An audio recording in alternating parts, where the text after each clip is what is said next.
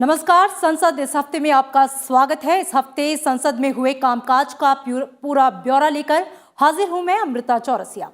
संसद इस हफ्ते में हम बात करेंगे संसद के बजट सत्र के दूसरे चरण की। इस हफ्ते संसद के दोनों ही सदनों में अच्छा खासा कामकाज हुआ। इस हफ्ते संसद के दोनों ही सदनों में विश्वव्यापी समस्या बन चुका कोरोना का मुद्दा छाया रहा, जिस पर चर्चा भी हुई। इसके अलावा कई महत्वपूर्ण विधेयक पारित किए गए तो कुछ पर चर्चा हुई। आइए शुरुआत करते हैं संसद इस हफ्ते की।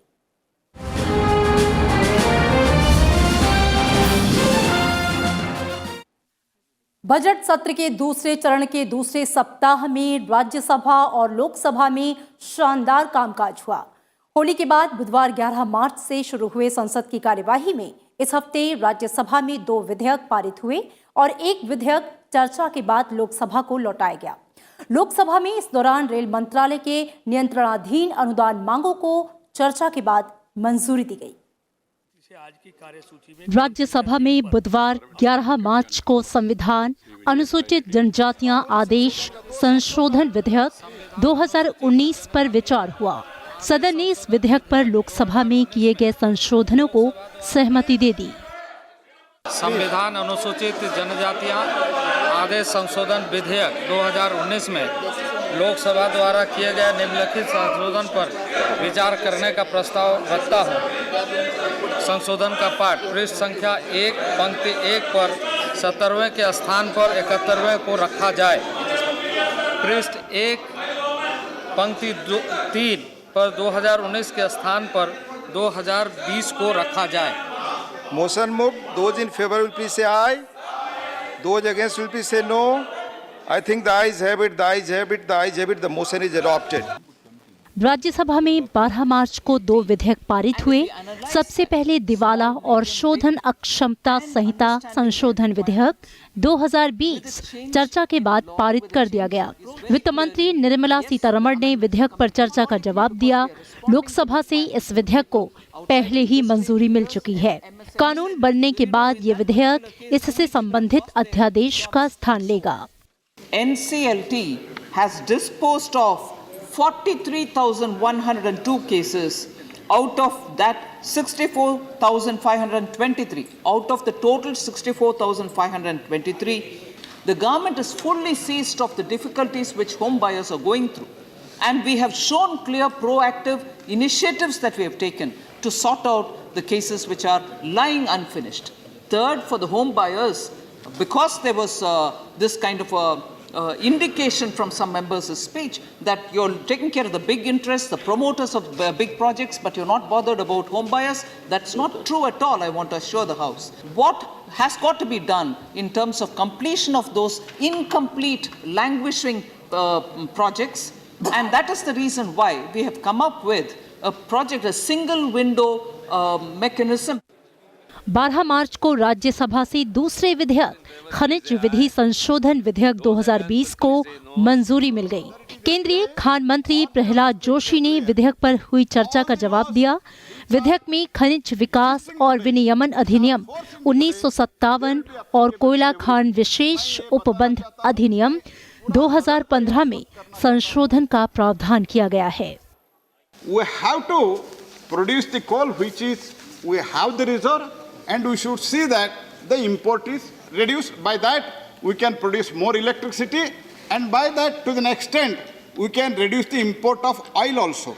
The process should be fast tracked so that our natural resources can be used, and by that the economy will grow. CIL will be strengthened, and I have given the target to the CIL, and new CMD has also come, 1 billion ton production by 23-24. वहीं शुक्रवार 13 मार्च को प्रत्यक्ष कर विवाद से विश्वास विधेयक 2020 को चर्चा के बाद राज्यसभा से लोकसभा को लौटा दिया गया। वित्त मंत्री निर्मला सीतारमण ने चर्चा का जवाब दिया। विधेयक में देश में 9,32,000 करोड़ रुपए से संबंधित प्रत्यक्ष कर विवाद के मामलों के समाधान के प्रावधान हैं। इस योजना के तहत वे करदाता अपना बकाया कर 31 मार्च 2020 तक जमा करा सकते हैं और ब्याज और जुर्माने पर पूरी छूट प्राप्त कर सकते हैं, जिनके कर संबंधी विवाद कई अधिकरणों में लंबित हैं। यह योजना 30 जून 2020 तक जारी रहेगी। So I would want to assure that the date given 31st March is for payment without any kind of penalty or additional charge or anything of that kind. With additional 10% between 31st March to June 30th, with additional 10% payment over the given formula of the scheme, people can join in. However, the bill, what is important here is the bill authorizes the government to notify the end date. So depending on how this whole thing is going, based on the suggestions coming from the tax assessees themselves, the notification will be issued subsequently. शुक्रवार 13 मार्च को राज्यसभा में 2 गैर सरकारी विधेयकों पर चर्चा हुई।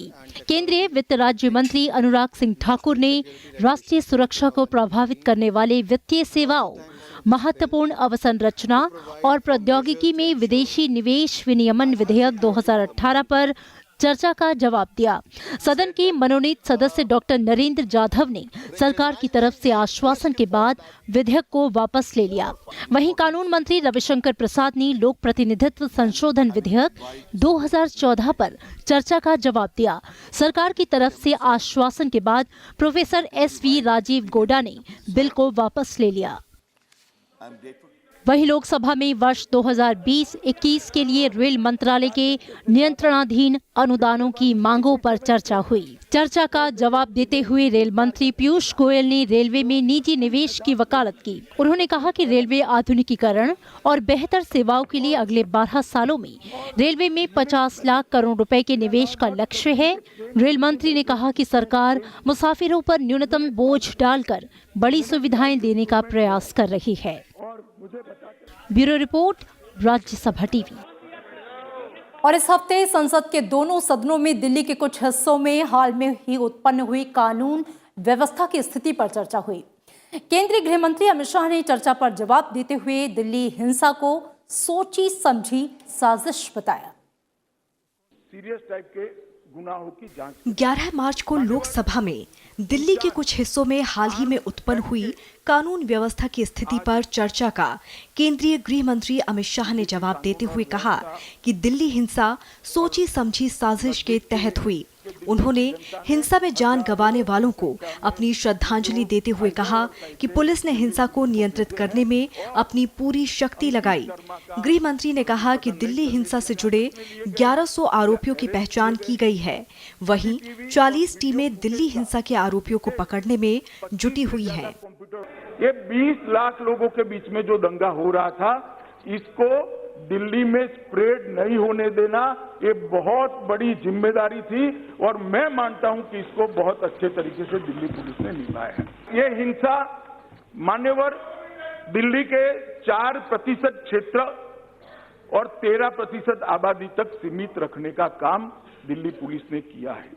दिल्ली में कुल 203 पुलिस थाने हैं, उसमें से 12 थानों में हिंसा रुकी रही और भड़काने का प्रयास तो सब जगह हुआ था, परंतु ये 12 स्थानों तक हिंसा रुकी रही।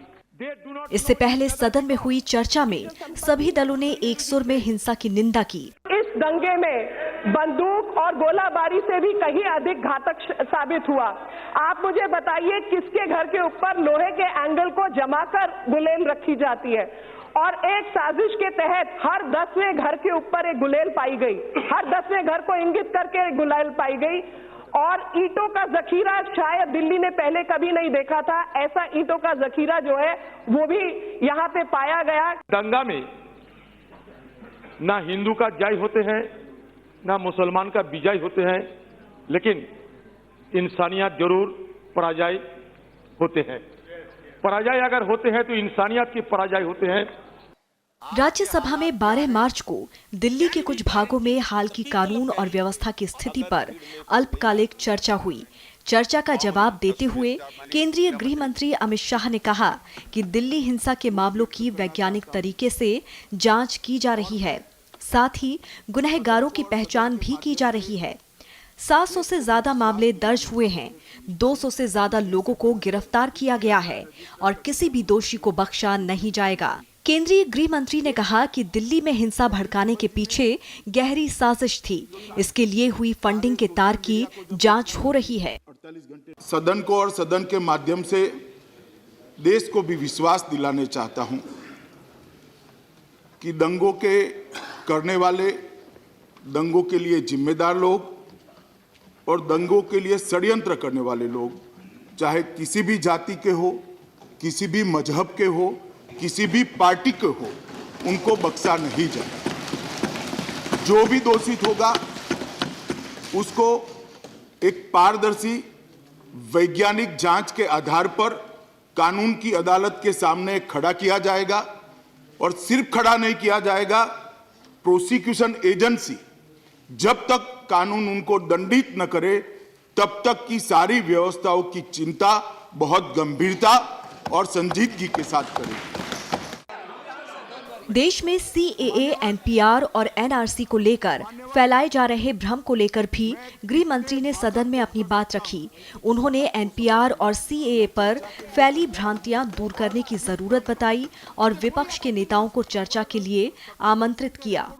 NPR के लिए आप मेरे साथ कभी भी, गुलाम नबी साहब आइए, 1 या 2 दिन की प्रायोरिटी में मैं आपको समय दे दूंगा और हम सार्थक चर्चा करेंगे, अधिकारियों को भी उपस्थित रखेंगे जिससे सारे भ्रमों का निरसन हो जाए। और बाद में मैं ये विनती सारे विपक्षी दलों को करता चाहूँ, बहुत हो गया, CAA और NPR पर भ्रांति बंद करने का समय आ गया है। इससे पहले विभिन्न दलों के सांसदों ने चर्चा में हिस्सा लिया।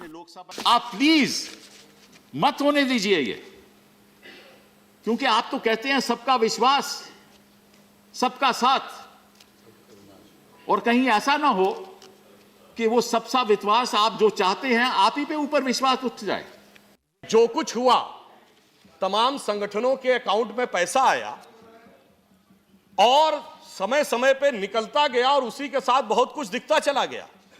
क्या ये हमें समझ में नहीं आता कि यह षड्यंत्र कहां से शुरू हो रहा है? और मैं एक और बात कहना चाहता हूं, जब ये चीज आई है ना, अगर यह इस तरह की षड्यंत्र हमारे पड़ोस में की जा रही है तो कभी सीधे नहीं आता है, वो एक आवरण लेके आता है।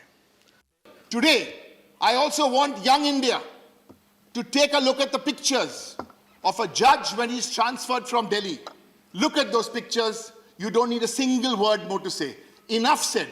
It's another matter, then you'll also get threatened in one floor of the house. Where are we headed, sir, today? Of course, these governments has achievements. सभी दलों के सदस्यों ने एक मत से हिंसा की निंदा की। Bureau report, Rajya Sabha TV. Budget सत्र के दूसरे चरण के दूसरे हफ्ते में राज्यसभा की उत्पादकता में इजाफा हुआ। इस दौरान राज्यसभा में बेहतर कामकाज हुआ। संसद के बजट सत्र के दूसरे भाग के दूसरे सप्ताह के दौरान राज्यसभा की उत्पादकता में इजाफा हुआ। बजट सत्र के पहले हफ्ते में राज्यसभा की उत्पादकता 9.5% रही थी। वहीं दूसरे हफ्ते में उत्पादकता में 82.6% का इजाफा हुआ। इस हफ्ते राज्यसभा की 3 बैठकें हुई। इस दौरान 13 घंटे 38 मिनट सदन की बैठक चली, जबकि इसके लिए निर्धारित समय 16 घंटे 30 मिनट था। अवरोध की वजह से सदन को 5 घंटे और 51 मिनट का समय गंवाना पड़ा। हालांकि सदन में अतिरिक्त कामकाज भी हुआ। 3 घंटे 58 मिनट अतिरिक्त कामकाज के लिए भोजनावकाश के समय में भी सदन की कार्यवाही चली। इस वजह से कामकाज में सिर्फ 1 घंटे 53 मिनट का ही प्रभावी नुकसान हुआ। 13 मार्च को प्रश्नकाल की कार्यवाही हुई। इस दौरान 9 तारांकित सवाल पूछे गए, जिसका जवाब संबंधित मंत्रियों ने दिया। 11 मार्च को प्रश्नकाल की कार्यवाही गतिरोध की वजह से बाधित हुई, जबकि 12 मार्च को विधायी कामकाज की वजह से प्रश्नकाल को स्थगित करना पड़ा। 12 मार्च को दिवाला और शोधन अक्षमता संहिता संशोधन विधेयक 2020 राज्यसभा में चर्चा के बाद पारित कर दिया गया। इसी दिन राज्यसभा से खनिज विधि संशोधन विधेयक 2020 को भी मंजूरी मिल गई।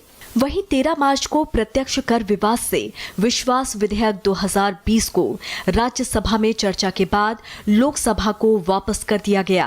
इन 3 विधेयकों पर कुल मिलाकर 4 घंटे 35 मिनट चर्चा हुई।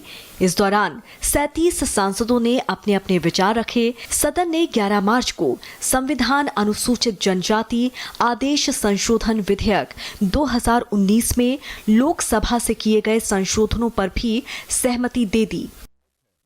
विदेश मंत्री एस जयशंकर ने स्वतः संज्ञान लेते हुए 11 मार्च को राज्यसभा में कोरोना वायरस को लेकर बयान दिया। इस दौरान उन्होंने ईरान में फंसे भारतीयों को स्वदेश लाने के बारे में सरकार की कोशिशों के बारे में जानकारी दी। 12 मार्च को राज्यसभा में दिल्ली के कुछ भागों में हाल की कानून और व्यवस्था की स्थिति पर अल्पकालिक चर्चा हुई। ये चर्चा 4 घंटे 15 मिनट चली। अल्पकालिक चर्चा में 21 सांसदों ने भाग लिया। केंद्रीय गृह मंत्री अमित शाह ने इसका जवाब दिया। इस दौरान शून्यकाल में सदस्यों ने जनहित से जुड़े 17 मुद्दे उठाए। वहीं 9 विशेष उल्लेख भी किए गए। 13 मार्च को राज्यसभा में 2 गैर सरकारी विधेयकों पर 1 घंटे 7 मिनट चर्चा हुई। हालांकि दोनों गैर सरकारी विधेयकों को वापस ले लिया गया। 13 मार्च यानी हफ्ते के आखिरी दिन शुक्रवार को सदन में 10 गैर सरकारी विधेयकों को भी पेश किया गया। Bureau report, Rajya Sabha TV. Lok Sabha ने कांग्रेस के 7 सांसदों का सदन में पूरे बजट सत्र के लिए निलंबन को रद्द करने का प्रस्ताव 11 मार्च को ध्वनिमत से मंजूर कर लिया। संसदीय कार्य राज्य मंत्री अर्जुन राम मेघवाल ने कांग्रेस के 7 सांसदों गौरव गोगोई, टी.एन. प्रतापन, डीन कुरियाकोस, राजमोहन उन्नीथन, बेनी बहनान, मणिकम टैगोर और गुरजीत सिंह औजला के निलंबन को तत्काल समाप्त करने की अनुमति देने का प्रस्ताव रखा, जिसे सदन ने ध्वनिमत से मंजूरी प्रदान की। 5 मार्च को इन सदस्यों को सदन का निरादर करने के मामले में मौजूदा सत्र की शेष अवधि के लिए निलंबित किया गया था। I give a notice of my intention to move the following motions under proviso to Rule 374 within bracket 2 of the Rules of Procedure and Conduct of Business in Lok Sabha, that this House resolves to terminate the suspension under the proviso to Rule 374(2) of the Rules of Procedure and Conduct of Business in Lok Sabha with immediate effect who were suspended from the service of the House for the remainder of the session on the 5th March 2020. जो सदस्य इसके पक्ष में हाँ कहें, जो सदस्य विरोध में ना कहें, मेरे विचार में निर्णय हाँ वालों के पक्ष में हुआ, हाँ वालों के पक्ष में हुआ, प्रस्ताव स्वीकृत हुआ, सदस्यों का निलंबन समाप्त हुआ। और इससे पहले सदन के सुचारू संचालन को लेकर संसद परिसर में लोकसभा अध्यक्ष ओम बिरला की अध्यक्षता में सर्वदलीय बैठक हुई, जिसमें सभी दलों ने लोकसभा अध्यक्ष के प्रति अपना सम्मान जताया और सदन की गरिमा बनाए रखने में सहयोग का भरोसा दिया। 5 मार्च को सदन में हुए घटनाक्रम में लोकसभा अध्यक्ष आहत थे और 6 और 7 मार्च को लोकसभा की कार्यवाही में हिस्सा नहीं लिया था। कभी कभी ऐसा हो जाता है, जो हम नहीं चाहते हैं, आप नहीं चाहते हैं, और सत्तारूढ़ पार्टी भी नहीं चाहते हैं। मैं ये नहीं कह सकता किसी ने कोई गलती नहीं किया, लेकिन इसके पीछे तफ्तीश होना चाहिए। इसके पीछे तफ्तीश होने के बाद आप निर्णय लीजिए, क्योंकि सर अगर ऐसा लगता है कि एक घटना के लिए सर सारे सत्र अगर निलंबित हो, ये सर ज्यादा हो जाते हैं। सर मैं इतना ही कहता हूं, आप फिर से विराजमान हुए हैं, सभी दलों को, सभी सदस्यों को बहुत खुश हुआ है। We are very happy about it and I am thankful that you have come back here.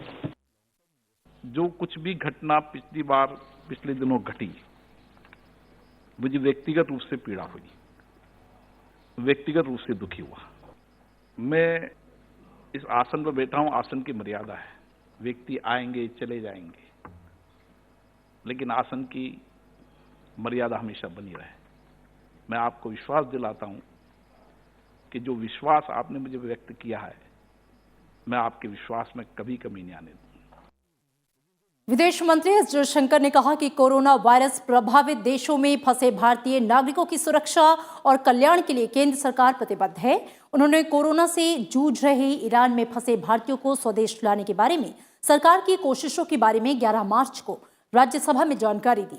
उन्होंने कहा कि विश्व के किसी भी भाग में रहने वाले भारतीयों की सुरक्षा और कल्याण के लिए सरकार प्रतिबद्ध है। As government started receiving information about the spike in coronavirus cases in Iran, as a precautionary measure, direct flights between India and Iran were temporarily suspended with effect from 27 February. Advisories were issued to avoid travel and returning passengers were started to be screened. This is an ongoing exercise. Our embassy in Tehran and consulates in Bandar Abbas and Zahedan naturally reached out immediately to Indian nationals in Iran to ascertain their welfare. An advisory was issued asking our nationals to observe appropriate precautions. Emergency contact details of the Indian mission were put out. Embassy and consulate officials have been reassuring Indian nationals and ensuring they are in good health and had adequate provisions. Rajya Sabha में 11 मार्च को सदस्यों ने भी corona को लेकर बरते जाने वाले एहतियात और विदेशों में फंसे भारतीयों को लेकर अपनी अपनी राय रखी। जो 1000 के करीब बच्चे यूनिवर्सिटीज़ में पढ़ते हैं और जो पिलग्रिमेज के लिए वहाँ गए हैं, उनमें से कितने लोग अभी तक हिंदुस्तान वापस अपने देश में लौटे हैं, और अगर नहीं लौटे हैं तो कब तक वो लौटेंगे और उनका स्टेटस क्या है अभी। Yesterday I received news from Kanyakumari district, that is the fishermen, more or less about 1,000 fishermen are there. The news is food is available only for 2-3 days and water also is available for 2-3 days. After that there is no guarantee. They said we can't do anything. This is a very serious matter. You kindly take up the issue with the concerned government. Hundreds of Keralites are blocked in Italy. Several numbers of Keralites, they are in the airport. The air tickets issued are cancelled from the airport. And a group of fishermen in Iran, it is also mentioned in your note. Moreover that, several workers who have come from Gulf countries on leave, they are not in a position to return to their leave, to their job.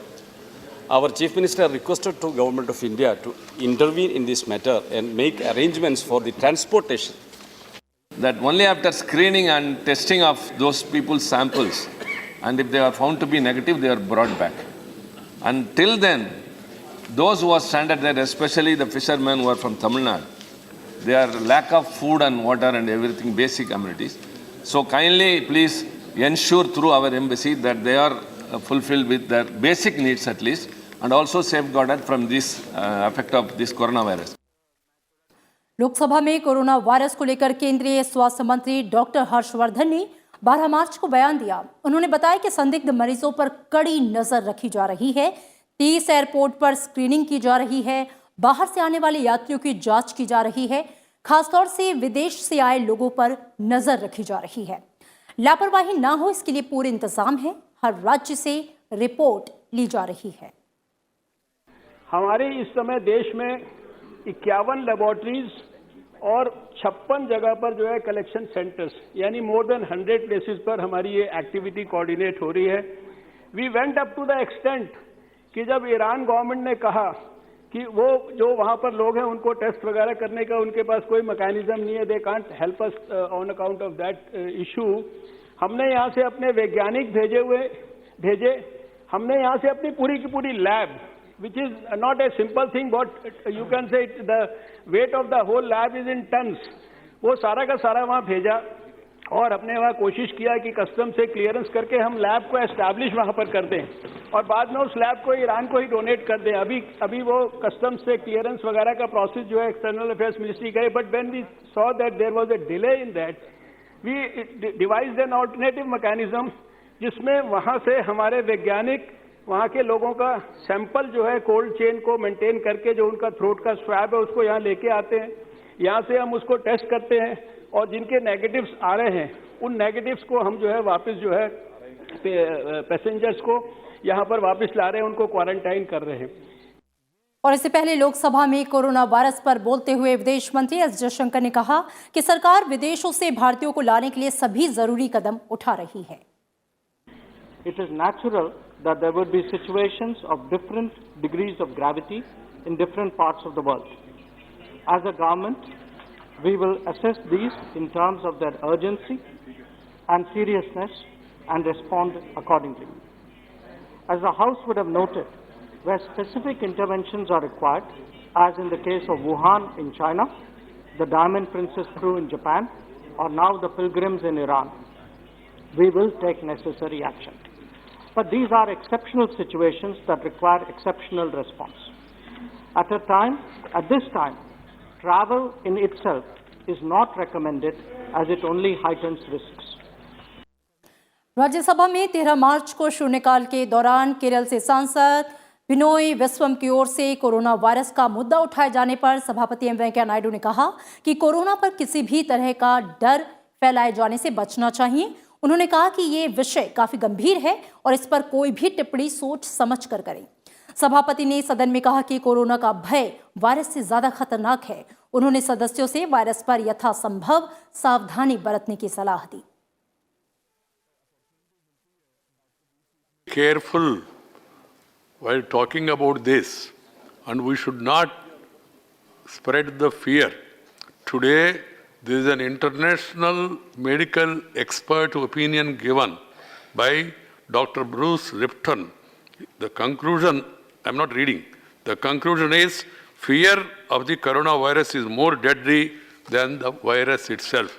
So let us not create panic, because very, very beautifully written, but meaningful also. One has to be very careful while taking preventive steps, but we should not allow this panic to spread across the country.